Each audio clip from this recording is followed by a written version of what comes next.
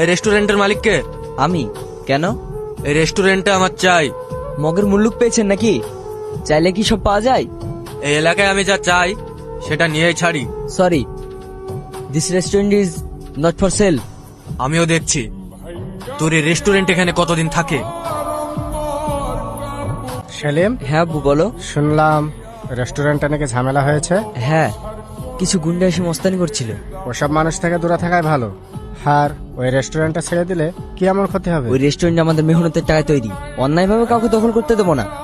Shakil, yes sir. আমায় দাও, আমি নিয়ে যাই। না স্যার, আমি নিয়ে যাচ্ছি। আরে দাও না, আজ আমি নিয়ে যাই। না স্যার, আপনি সেদিনও নিয়ে গিয়েছিলেন। আপনি অনার হয়ে যখন কাস্টমারদের সার্ভ করেন আমার খুব খারাপ লাগে।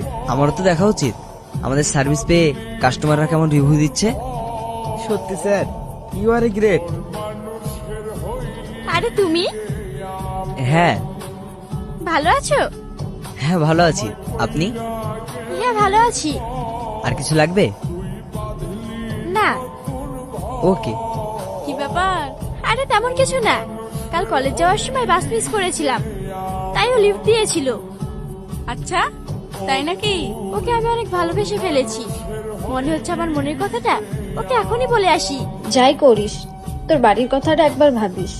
যা হবে দেখা যাবে, এখনো তো ভাবার সময় নেই। নাম্বারটা এনে দে না প্লিজ। নেই, তোর দরকার পড়লে তুই ম্যানেজ করে নে। ঠিক আছে, আমিও দেখে নেব। হ্যাঁ বলুন। তোমার নাম্বারটা পাওয়া যাবে? কেন বলুন তো? আর আমার নাম্বার নিয়ে আপনি কি করবেন? আমার দরকার আছে, দেবে কিনা বলো। আচ্ছা ঠিক আছে, এই নিন।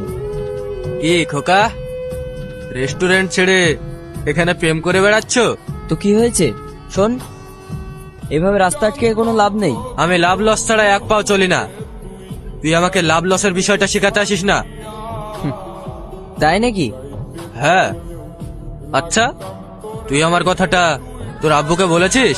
এই সামান্য সমস্যার জন্য আব্বুকে বলার কোনো দরকার নেই, আমি একাই হ্যান্ডেল করে নেব। তোর তো খুবই সাহস, এতগুলো লোক দেখে ভয় করছিস না? ভয়? আর এই কটা মশাকে এক থাবা মারলে শেষ। তুমি ঠিক আছো তো? হ্যাঁ চলো।